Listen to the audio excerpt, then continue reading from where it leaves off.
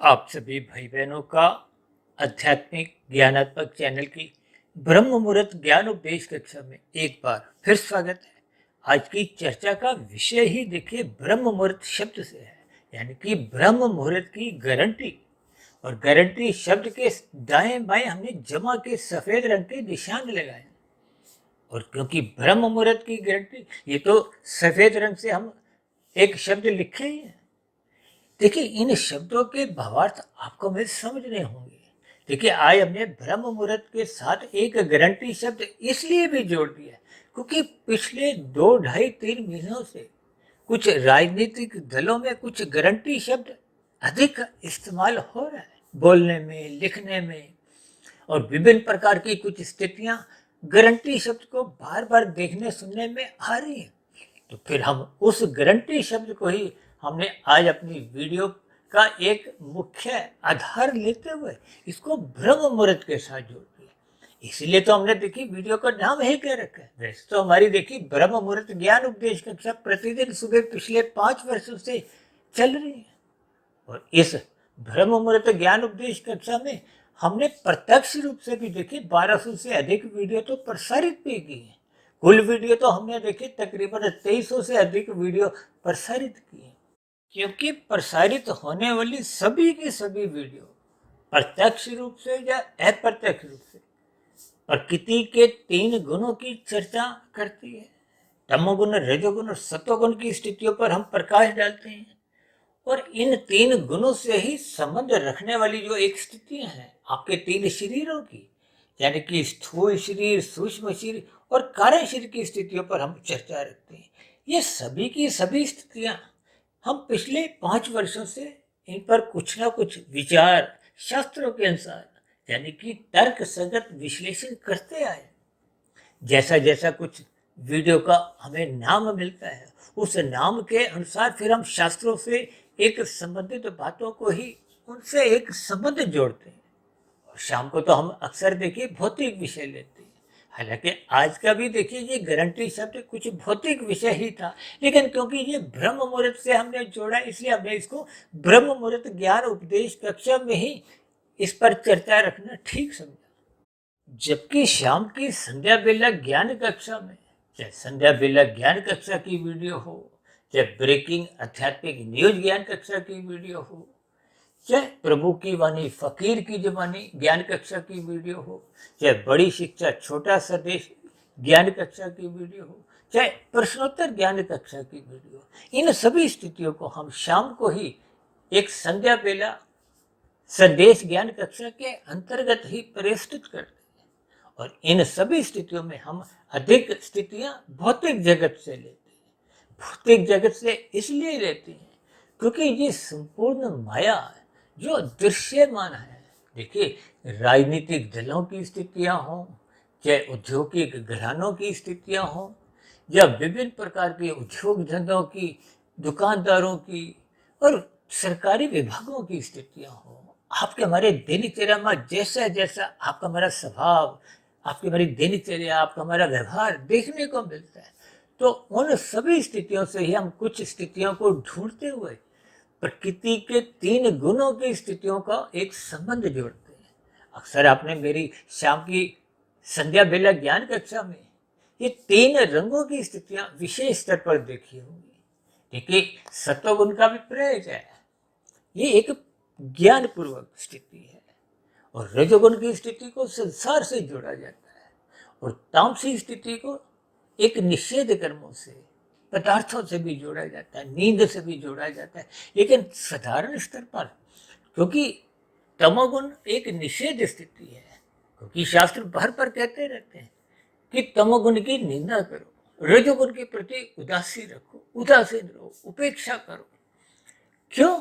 क्योंकि आपको हमें मिले हुए जीवन में सत्वगुण की प्रशंसा करनी है। सत्वगुण की प्रशंसा किस लिए करनी? क्योंकि आप और हम सत्वगुण का संग करते करते ही परमात्मा से जुड़ सकते हैं। देखिए, परमात्मा तो विशुद्ध सत्वगुण ही सकता है, यह तो आपकी हमारी आत्मा भी विशुद्ध सत्वगुण ही सकता है। जबकि ये माया, माया के 3 गुण, और इन 3 गुणों से ही निर्मित यह संबंध रखते हुए आपके मेरे 3 शरीर, स्थूल शरीर, सूक्ष्म शरीर और कारण शरीर, ये तीनों शरीर भी माया के ही है। यानी कि चेतन सत्ता आत्मा और परमात्मा है, तो फिर आत्मा और परमात्मा का एक सजातीय संबंध है। और इसी तरह माया का अभिप्राय तीन गुणों से, प्रकृति को हो, माया को हो, त्रिगुणात्मक स्थितियां को हो, तमोगुण, रजोगुण और सतोगुण। और इन्हीं तीन गुणों से ही आपके हमारे तीन शरीर, स्थूल शरीर, सूक्ष्म शरीर, कारण शरीर का एक संबंध है। या यूं को कि ये ब्रह्मांड जो 24 तत्वों का है, इसमें ये 23 गुणों का तो विस्तार है। इसको कहीं कहीं देखिए अनित्य भी कहा जाता है, भले ही करोड़ों अरबों वर्षों का है। देखिए ये जो सतयुग, त्रेता, द्वापर और कलयुग की स्थितियां हैं, ये तो एक प्रवाह रूप में चलती रहती है। जैसे गुणों का एक प्रवाह है, देखिए तमोगुण के बाद सत्वगुण आता है, सत्वगुण के बाद रजोगुण आता है, और रजोगुण के बाद पुनः तमोगुण की पुनरावृत्ति होती है। और ये गुणों के आने का क्रम कोई कलयुग में आरंभ नहीं हुआ, द्वापर युग में भी यही था, त्रेता युग में भी यही था, और सतयुग में भी यही था।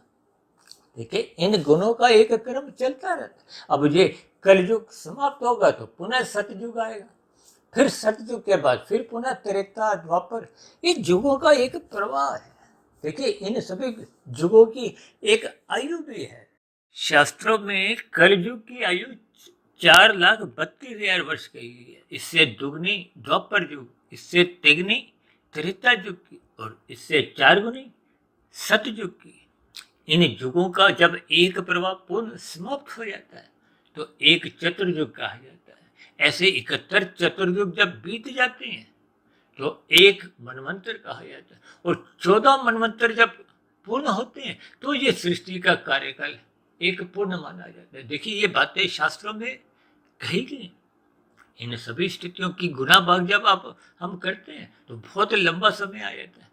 अभी कुछ दिन पहले हमने ब्रह्म सत्यम जगत मिथ्या के अंतर्गत ये जो 23 तत्वों का विस्तार है, जो इतना लंबा है, फिर भी ये अनित्य माना जाता है।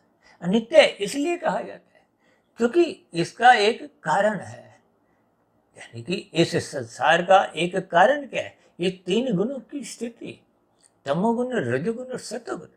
देखिए हमारी चर्चाओं में अक्सर एक शब्द सच्चिदानंद बार बार बोला जाता है, और अक्सर मैं तो देखिए संपूर्ण शास्त्रों का ज्ञान उस एक शब्द में ही समझाने का एक प्रयास करता हूँ। क्योंकि अक्सर कभी कभी देखिए मनुष्य ऐसी शिकायत भी करते हैं, आपकी वीडियो तो बहुत लंबी लंबी होती है, यदि हम सुबह की सुन नहीं पाते तो शाम को फिर आ जाती है, किसी कारण यदि शाम को नहीं सुन पाते तो फिर अगले दिन सुबह फिर आ जाती है। तो इतने अधिक वीडियो सुनने का हमें समय नहीं मिलता। देखिए आज तक किसी ने भी ऐसा नहीं कहा कि धन वहां से भी आ रहा है, यहाँ से भी आ रहा है, धन की बहुत जगह से धन आ रहा है, धन संभालने की मेरे पास समय नहीं है। देखिए ये सभी स्थितियां आपके हमारे रुचि के ऊपर निर्भर करती है कि आपकी हमारी रुचि कहाँ है। यदि संसार की रुचि है तो धन आने वाला आपको में ऐसा नहीं अखरता कि धन वहां से भी आ रहा है, यहाँ से भी लाभ आया, वहां से भी लाभ आया, मैं इतना लाभ कहाँ रखूं। जबकि भौतिक जगत में अक्सर ज्ञान की स्थितियों को मनुष्य कोई विशेष महत्व नहीं देता। इसका कारण कलयुग का प्रभाव है। यानी कि कलयुग के प्रभाव के कारण मनुष्य की रुचि संसारी विषय भोगों में बनी रहती है, जिसके फलस्वरूप आपकी बड़ी धर्म की स्थितियां, कर्तव्य पालन की स्थितियां, ये स्थितियां कुछ डावाडोल सी रहती हैं। इसीलिए तो हम देखिए सुबह शाम कहीं ना कुछ स्थितियों पर प्रकाश डालते हुए इनके एक ज्ञानात्मक अर्थ समझाने का एक प्रयास करते हैं, ताकि बात आपको में समझ में आ जाए। देखिए सच्चिदानंद शब्द में तो पूर्ण शास्त्रों का एक ज्ञान का एक निचोड़ एक शब्द में भी आप समझ सकते हो। क्योंकि सच्चिदानंद शब्द में सत्य, चित्त, आनंद, आनंद में देखिए चित्त भी आ जाता है और चित्त सत्य बना रहता है। कहते हैं ना आत्मा का जन्म मरण नहीं होता। देखिए आत्मा तो ज्ञान स्वरूप है, परमात्मा आनंद स्वरूप सत्य है। आनंद में ज्ञान नित्य रहता है, और ज्ञान आत्मा यानी कि ये एक नित्य तत्व है।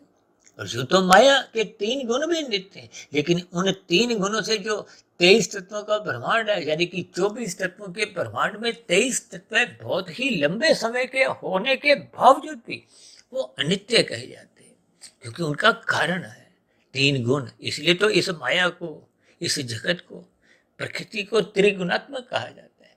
इसलिए हम शाम की संध्या बेला ज्ञान कक्ष से संबंधित जितने भी विषय लेते हैं उसमें अक्सर तीन शब्दों की या तीन वाक्यों की, उनको अलग अलग रंगों की स्थितियों से प्रकृति के तीन गुणों का ही ज्ञान देने का एक प्रयास करते हैं, ताकि ये गुणों का ज्ञान, जिसको स्वयं भगवान श्री कृष्ण जी ने गीता में एक गुणतम ज्ञान से संबोधित किया है।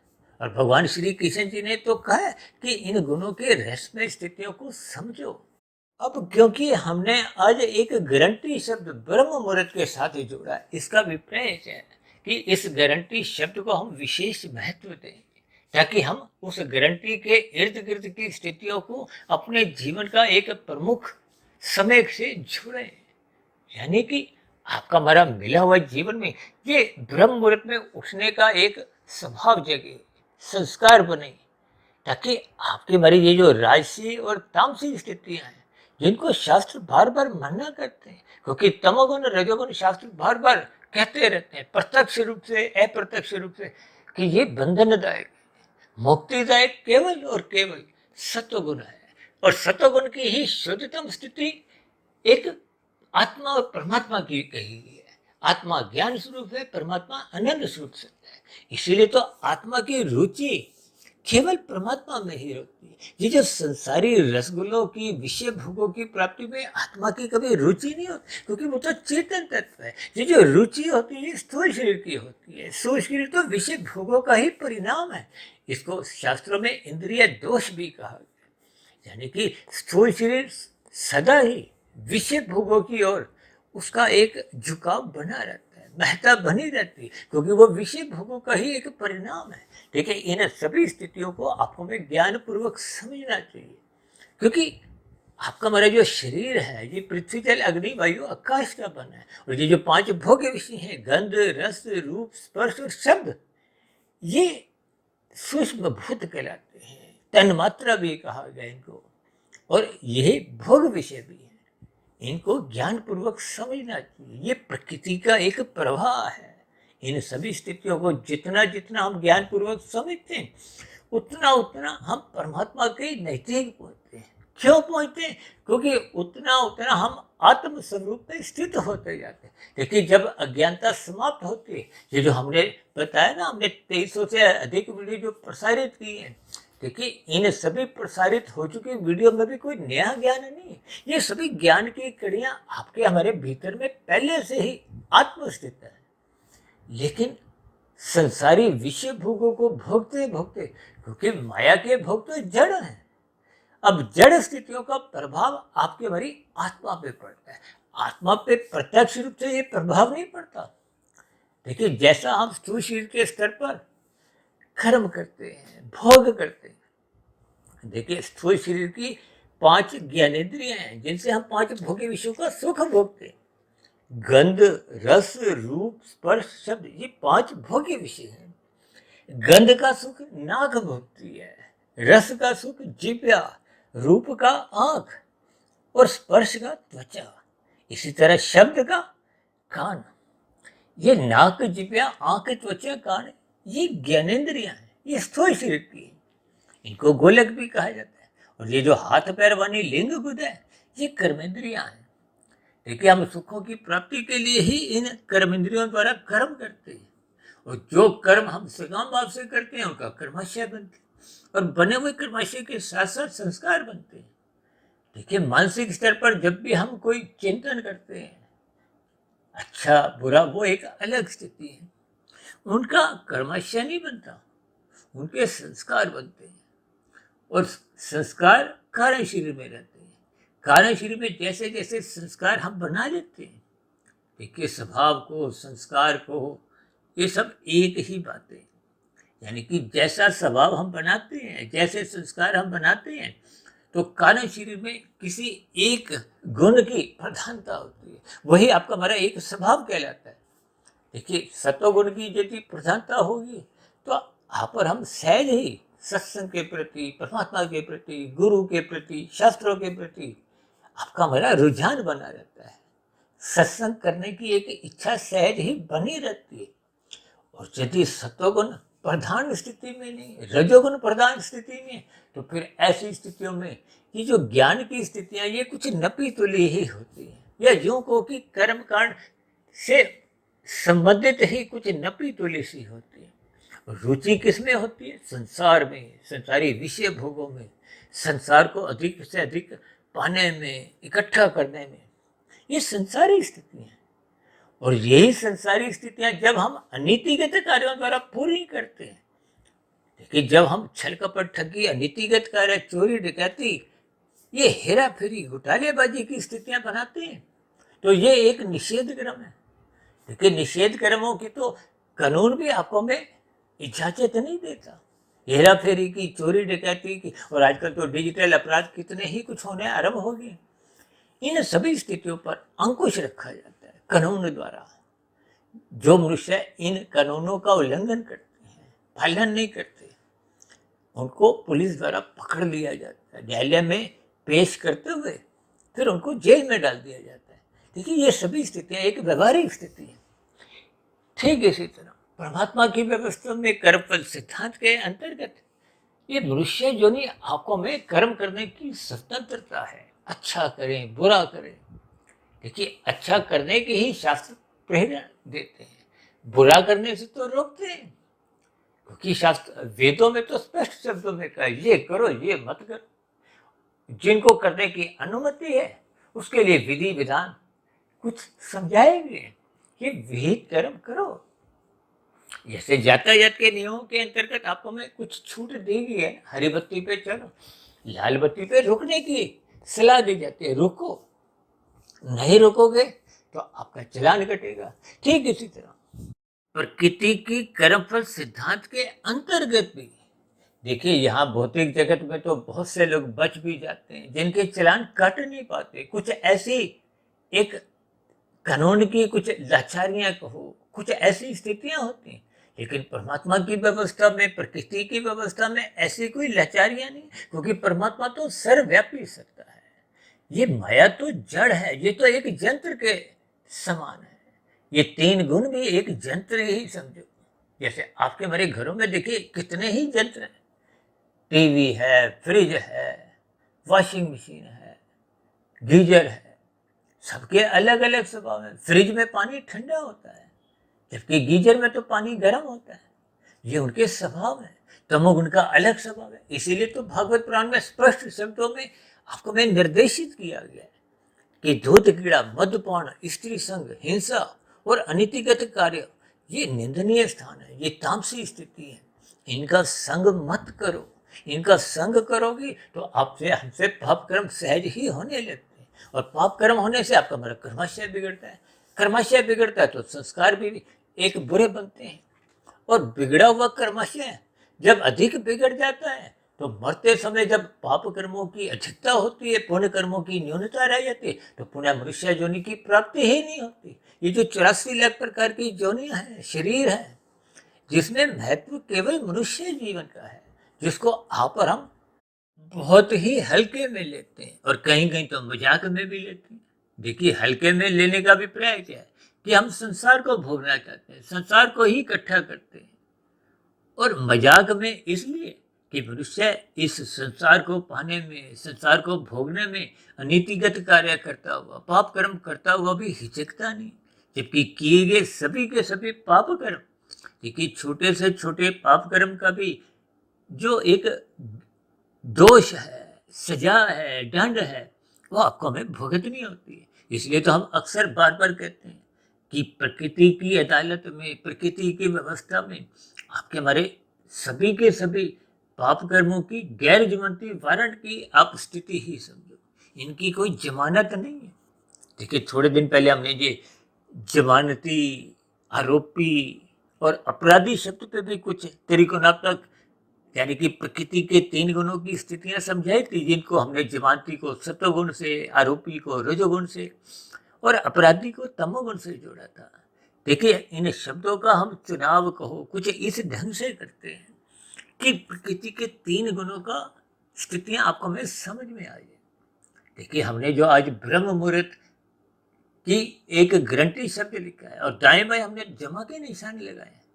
देखिए रजोगुण को अक्सर हम जीरो की स्थिति से जोड़ते हैं, खाया पिया बराबर, कुछ लाभ नहीं कुछ हानि नहीं। जबकि जमा का निशान क्या है, ये आपके हमारे लिए लाभदायक है। सत्वगुण का संग करो। और फिर सत्वगुण की शुद्धतम स्थिति का ही दूसरा नाम क्या है, ब्रह्म मुहूर्त, जो सूर्य निकलने से पूर्व के 2 घंटे 40 मिनट की स्थिति है। और हम तो बार बार कहते हैं ब्रह्म मुहूर्त में उठो, ब्रह्म मुहूर्त में उठो। और हम तो ये जो संध्या बेला ज्ञान कक्षा की वीडियो हो चाहे ब्रह्म मुहूर्त ज्ञान उपदेश कक्षा की वीडियो, हम तो बनाने का काम केवल और केवल ब्रह्म मुहूर्त समय विशेष में ही करते हैं। क्योंकि परमात्मा के आशीर्वाद से मैं तो लगभग 1 डेढ़ 2 बजे तक उठ जाता हूँ। तो फिर वो ब्रह्म मुहूर्त का समय 2 घंटे 40 मिनट ना रह के वो 4 घंटे 5 घंटे 6 घंटे भी बन जाता है, 7 घंटे भी बन जाता है। देखिए इन सभी स्थितियों को हमने एक बार वीडियो बनाया था ना, ब्रह्म मुहूर्त 2 घंटे 40 मिनट, ब्रह्म मुहूर्त 8 घंटे, ब्रह्म मुहूर्त 24 घंटे। देखिए जब मायातीत की स्थिति पूर्ण स्थिति में पहुंच जाती है, यानी कि मायातीत जब कार्यशील हमारा पूर्ण रूप से अज्ञानता समाप्त हो जाती है, बुरे संस्कार दग्ध बीज हो जाते हैं, तो वो स्थिति विशेष ब्रह्म मुहूर्त की 24 घंटे की आप लगाओ। अब जितना जितना हम कार्यशील शुद्ध करते जाते हैं उसी हिसाब से आप ब्रह्म मुहूर्त की स्थिति देखिए। ब्रह्म शब्द परमात्मा के लिए आता है, शब्दों के अर्थ शब्दों के भावार्थ समझने चाहिए। और हम तो बार बार कहते रहते हैं शब्दों को 1%, अर्थों को 10% और भावार्थों को 100% महत्व दो। देखिए ये सभी स्थितियां 1, 10, 100% की ये मात्र एक इसकी महत्ता समझाने के लिए, ताकि हम इसकी स्थितियों को समझें। क्योंकि ब्रह्म मुहूर्त की गारंटी के साथ हमने 2 जमा के निशान लगाए, यानी कि आपकी हमारी आध्यात्मिक उन्नति जितनी हम ब्रह्म मुहूर्त में कर सकते हैं आपको हमें करनी चाहिए। यही आपकी हमारी शुद्ध कमाई है, इसलिए हमने जमा से जोड़ी है। देखिए दिन में तो हम जितनी भी कमाइयाँ करते हैं, अक्सर मनुष्य देखिए जितनी भी भागदौड़ करता है, हजारों लाखों करोड़ों अरबों पता नहीं कितना इकट्ठा करता है। अक्सर मैं अपनी चर्चाओं में एक उदाहरण बार बार देता रहता हूँ कि मनुष्य ने खाने तो देखिए 100 रुपये 1000 रुपये उसने धर्मानुसार कमा भी लिए, लेकिन कुछ कुसंग के प्रभाव से, कुछ देखा देखी लोगों से वो अनीतिगत कार्य करता हुआ, घोटालेबाजियां करता हुआ लाखों करोड़ों इकट्ठे करने लगता है। अब जब आपने 1000 रुपये कमाए, 900 रुपये तो यूं ही बेकार जाने, तो फिर ये लाखों करोड़ों जिनको हम संग्रह करते हैं घोटालेबाजियों से, अलग अलग स्थितियों से, लेकिन इन घोटालेबाजियों के आपको भी परिणाम भुगतने होते हैं। ये नीचे की जोनियों के जितने भी जीव हैं, ये भी मनुष्य जोनि में रहते हुए इन्होंने भी छल कपट ठगी या नीतिगत कार्य करते हुए घोटालेबाजियां ही की होंगी। देखिए पाप कर्मों का कर्माशय तो तभी बनता है जब हम शास्त्र विरुद्ध काम करते हैं, यानी निषेध कर्म करते हैं। इसलिए तो हम अक्सर देखिए ये जो भागवत पुराण में कही गई 5 स्थितियों को बहुत जोर शोर से उठाते रहते हैं कि इन निंदनीय स्थानों का संग मत करो। आज कल युग में मनुष्य इन 5 स्थानों का ही संग करता हुआ कहीं भी कोई लज्जा महसूस नहीं करता। कोई 5 का संग करता है, कोई 4 का, कोई 3 का, कोई 2 का, कोई 1 का। देखिए ये सभी स्थितियां आपका हमारा कर्माशय बिगाड़ती है। संचित कर्मों में कम से कम पुण्य कर्मों की स्थिति 50-51% मरते समय रहने से ही आपको पुनः मनुष्य जोनि की प्राप्ति होती है।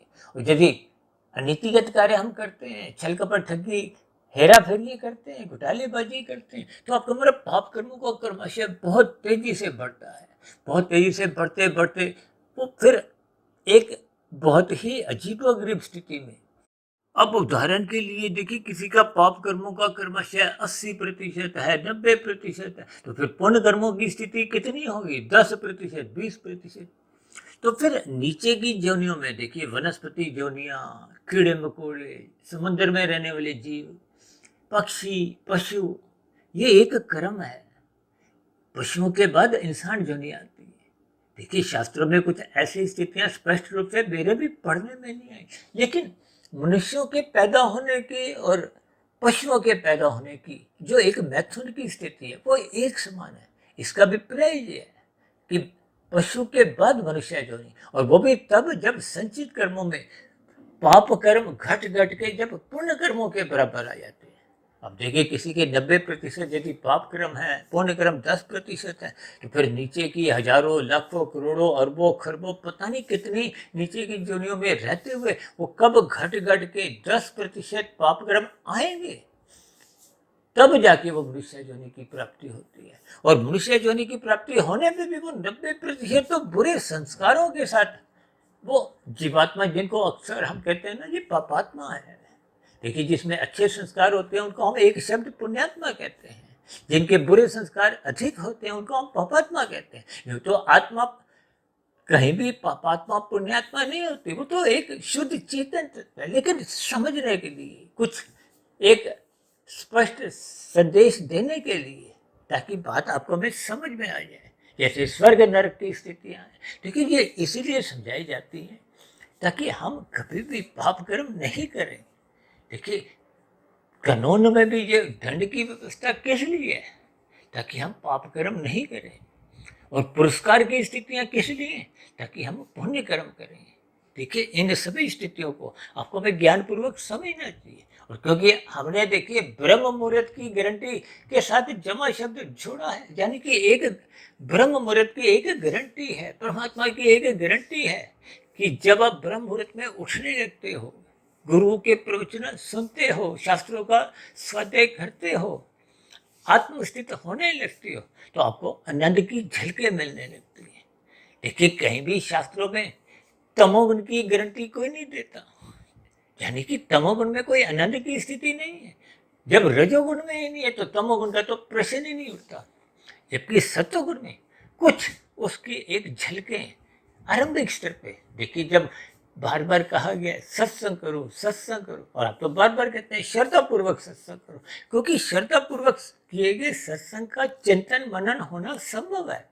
और यदि राशि मनुष्य जो सत्संग करते हुए दिखाई देते हैं तो उनका चिंतन मनन संभव नहीं है, क्योंकि वो बेमन से किया गया सत्संग है। बेमन से किया गया सत्संग कुछ आंशिक प्रभाव, अक्सर मैं कहता हूँ ना कि तामसिक मनुष्य तो एक भी कांड से सुनता ही नहीं, कहते हैं ना उसने अनसुना कर दिया। जैसे दुर्योधन ने परमात्मा श्री कृष्ण जी की बातों को अनसुना कर दिया, तो परिणाम आप और हम जानते हैं। अक्सर हम कुछ ऐसी शिकायत भी करते हैं कि आजकल बच्चे हमारी बात सुनते नहीं है, अनसुना कर देते। तो ये कुछ वैसी ही स्थितियां हैं। राशि मनुष्य सुनता हुआ दिखाई देता है, एक कान से सुनता है लेकिन उस पर चिंतन कर नहीं पाता, क्योंकि बेमन से, क्योंकि विषय भोगों में तो रुचि है, मन वहां लगा हुआ है। तो फिर सत्संग में स्थूल शरीर के स्तर पर सत्संग करते हुए दिखाई देते हैं, मन बुद्धि उतने जुड़े नहीं होते, जिसके फलस्वरूप वो जो सकारात्मक स्थितियां बननी चाहिए वो उतने अंश में बन नहीं पाती। देखिए इन सभी स्थितियों को शास्त्रों में भी कोई निंदा रूप में नहीं कहा गया, ये तो एक साधारण सी स्थिति है। हम सबका ही सत्संग कभी ना कभी, चाहे इस जन्म में चाहे पिछले जन्म में जाओ उससे पिछले जन्म में, ऐसे बेमन से ही हुआ होता है। जैसे बच्चा आरंभिक स्तर पर रोते धोते जाते हैं, ये राशि मनुष्य भी देखिए सत्संग करते हुए दिखाई देते हैं कि रोना धोना एक सत्संग में बना रहता है। रोने धोने का मात्र एक भावार्थ है। देखिए बात आपको में समझ में आ जाए, जो तो बच्चे भी रोते धोते आरंभिक स्तर पर स्कूल जाते हैं, लेकिन 8वीं 10वीं कक्षा में तो कोई बच्चा रोते धोते स्कूल नहीं जाता, क्योंकि उसको बात समझ में आ जाती है, भौतिक शिक्षा का महत्व समझ में आ जाता है। यानी कि जब श्रद्धा पूर्वक सत्संग होना आरंभ होता है तो उसको परमात्मा का, गुरु का, शास्त्रों का, ब्रह्म मुहूर्त का, ये लाभदायक स्थितियों का उसको एक सहज ही लाभ दिखने लगता है। देखिए जहाँ लाभ दिखता है, सुख दिखता है, सुख परम सुख का ही दूसरा नाम आनंद है, जो कि इस माया में जगत में है ही नहीं। हमने तो एक बार कुछ महीने पहले एक वीडियो प्रसारित की थी ना कि यहाँ का बड़ा के बड़ा सुख भी, चाहे प्रधानमंत्री हो, राष्ट्रपति हो, बड़े से बड़ा उद्योगपति हो, खेल जगत का नामी गिनामी खिलाड़ी हो, फिल्मी जगत का चाहे सुपरस्टार हो, यहाँ के भौतिक सुख 1% से अधिक महत्व नहीं रखते। इसका अभिप्राय क्या है? देखिए ये माया त्रिगुणात्मक है। ये राशि सुख अल्पकालिक समय के लिए सुख देते हैं, लेकिन इनके भीतर दुख छिपा होता है। इसलिए तो भगवान श्री कृष्ण जी ने गीता में क्या कहा है, ये जगत तो दुखालय। और हम तो अपनी चर्चा में यहाँ तक कहते हैं कि बड़े दुखों के बाद जब छोटे दुख आते हैं तो उन्हीं छोटे दुखों में ही आपको में सुख की एक भ्रांति होती है। यानी कि इस जगत में दुख ही दुख है। हमने एक बार वीडियो बनाया था ना, त्रिविध ताप, जिसमें हमने जिक्र किया था भाई आपको हमारे अपने किए गए पाप कर्मों के दुख रूपी परिणाम तो भुगत नहीं है। अब दूसरे मनुष्यों को भी कर्म करने की स्वतंत्रता है, तो वो यदि अपनी स्वतंत्रता का दुरुपयोग करते हैं तो परिणाम रूप में, प्रभाव रूप में आपको भी दुख मिलते हैं। और फिर प्रकृति में उथल पुथल भी कुछ होती रहती है। देखिए प्रकृति की उथल पुथल का अभिप्राय देखिए विभिन्न प्रकार की योनियों के जीवों को सुख दुख देने होते हैं। ये सभी स्थितियां बहुत ही सूक्ष्म स्तर पर हम अलग अलग वीडियो में तो कुछ ना कुछ इनको विस्तार से समझाते हैं। आज हमारा केवल इतना ही विषय है कि ब्रह्म मुहूर्त की एक गारंटी है, इसका लाभ उठाओ। क्योंकि गारंटी एक होता है वारंटी, आज हमारा विषय नहीं है, उस पर भी हम देखिए कभी चर्चा रखेंगे। क्योंकि गारंटी एक बहुत ही एक विशेष स्थिति है जिसमें आपको जब परमात्मा की गारंटी मिल जाती है, क्योंकि माया की तो कोई गारंटी नहीं है। देखिए राशि सुख अल्पकालिक सुख होते हैं। रसगुल्ले का सुख लो या और विषयों का सुख लो, पहला रसगुल्ला सुख देता है, दूसरा तो नहीं देता, यानी कि उतना नहीं देता। फिर तीसरा चौथा तो उतना भी नहीं देता जितना दूसरा दे रहा था। तो फिर चौथा पांचवा छठा खाने में तो कुछ अजीब सी स्थिति होती है, यानी कि फिर हम दुख आने पे उसको छोड़ देते हैं। यही संसार की स्थिति है, पहले हम पकड़ते हैं, फिर भोगते हैं और फिर छोड़ देते हैं। देखिए ये चाहे गंध का सुख हो, चाहे रस का हो, चाहे रूप का हो, चाहे स्पर्श का हो, चाहे शब्द का हो, इन सभी स्थितियों की बहुत ही सूक्ष्म अर्थ आपको में समझने होते हैं। यानी कि ये जो तीन गुण है, तमोगुण, रजोगुण और सतोगुण, अब सतोगुण से भी अच्छी स्थिति क्या है, ब्रह्म मुहूर्त की है। क्योंकि ब्रह्म मुहूर्त सूर्य निकलने से पूर्व के 2 घंटे 40 मिनट की स्थिति है। देखिए शाम को जैसे ही सूरज अस्त होता है तो तमोगुण की स्थिति होती है। देखिए अंधकार को तमोगुण से जोड़ा जाता है, अज्ञानता से भी कह दिया जाता है, निषेध कर्मों से भी कहा जाता है। यानी कि आरंभिक स्तर पे तो देखिए वो तमोगुण प्रधान होता है, लेकिन अभी गुजरा हुआ रजोगुण संसार अभी गुजरा है, वो गौण होता है। और सतोगुण अति गौण होता है, क्योंकि वो तो अभी आया ही नहीं, बहुत दूर है। और इसके बाद फिर अगले 2 घंटे 40 मिनट की स्थिति क्या है, घोर तमोगुण की। जैसे घोर तमोगुण होता है वैसे ही शुद्ध सतोगुण होता है। उस शुद्ध सतोगुण से पहले देखिए सतोगुण प्रधान तो होता है, लेकिन वो गुजरे हुए तमोगुण से प्रभावित होता है। लेकिन सूर्य निकलने से पूर्व का जो ब्रह्म मुहूर्त का समय, उस समय विशेष में वो शुद्धतम स्थिति होती है, क्योंकि तमोगुण सो चुका है और संसार यानी रजोगुण अभी जगा नहीं है। यानी कि सूर्य निकलने से पूर्व की जो एक स्थिति है वो एक शुद्ध है, इसलिए उसको हमने गारंटी शब्द से जोड़ा है। क्योंकि गारंटी शब्द आजकल बहुत अधिक प्रचलित होता जा रहा है, क्योंकि भारत में कुछ एक चुनावों के दिन चल रहे हैं और कुछ दलों द्वारा इस वारंटी गारंटी शब्दों के ऊपर बहुत चर्चाएं होती हैं। हालांकि आज हमारा विषय तो देखिए गारंटी का है, वारंटी का नहीं है। हालांकि हो सकता है हम आने वाले दिनों में कुछ वारंटी गारंटी के ऊपर भी कुछ चर्चा सैद्धांतिक स्तर पर रखें। देखिए हमारा तो ऐसा कुछ स्वभाव है कि संसारी स्थितियों में से ही हम प्रकृति के 3 गुणों का एक संबंध ढूंढते हैं। क्योंकि यहाँ पर हम तो देखिए शुद्ध सत्वगुणी सत्ता है, आत्मा ज्ञान स्वरूप है, और हम इसलिए आनंद चाहते हैं। संसार के तो सुख जितने भी हैं वो अल्पकालिक सुख है, रसगुल्ले के समान है। यानी कि यहाँ का कोई भी सुख दुख रहित नहीं है, क्योंकि ये एक प्रकृति की स्थितियां हैं, गुणों की स्थितियां हैं। देखिए तमोगुण तो एक निंदक स्थिति है। अब उदाहरण के लिए देखिए परिवार में कोई अगर तामसिक मनुष्य है, तामसिक मनुष्य का अभिप्राय है कुछ गलत कार्यों में जो लिप्त है, तो उसकी गारंटी तो देखिए परिवार वाले भी नहीं लेते। राशि मनुष्य की भी देखिए कुछ हद तक परिवार वाले गारंटी ले लेते हैं, लेकिन सात्विक मनुष्य के तो देखिए पड़ोसी भी गारंटी लेते हैं। देखिए इनके भी ये एक भावार्थ है इन स्थितियों को आप जितना गहरे तल पे समझते जाओगे, क्योंकि जब ब्रह्म मुहूर्त का समय है तो ये तो परमात्मा की गारंटी है। अब परमात्मा की गारंटी कहो, किसी भी शब्दों में परमात्मा तो आनंद स्वरूप सत्य है। इसीलिए ब्रह्म मुहूर्त में आपको में आनंद की झलकें क्रमशः मिलने लगती हैं। इन सभी स्थितियों के आपको में भावार्थ समझने होंगे। इसलिए आइए हमने देखिए ब्रह्म मुहूर्त को एक गारंटी शब्द से जोड़ते हुए दाएं बाएं हमने जमा के दो निशान लगाए हैं, ताकि हम ब्रह्म मुहूर्त में उठें, ताकि आपका दिन में जब राजसी स्थितियां होती हैं वो एक मर्यादित रहे। जब रजोगुण मर्यादित हो जाता है तो फिर मनुष्य का तमोगुण में गिरने का तो प्रश्न ही नहीं उठता। जब तमोगुण में ही नहीं हम गिरते तो फिर पाप कर्म होने का भी प्रश्न नहीं उठता, तो आपका हमारा कर्माशय भी नहीं बिगड़ता, बुरे संस्कार भी नहीं बनते। तो कम से कम आपकी हमारी आध्यात्मिक उन्नति यदि गति नहीं भी पकड़ती, हम कर्म योग, ज्ञान योग, भक्ति योग में स्थित नहीं भी होते, तब भी आपका हमारा पतन की स्थितियां, अधोगति की स्थितियों से तो हम बचे ही रहते हैं। यानी कि पुनः आपको हमें मनुष्य योनि की ही प्राप्ति होती है। संस्कारी माता पिता के यहाँ जन्म होता है, गुरुजनों का संग सहज ही उपलब्ध बना रहता है।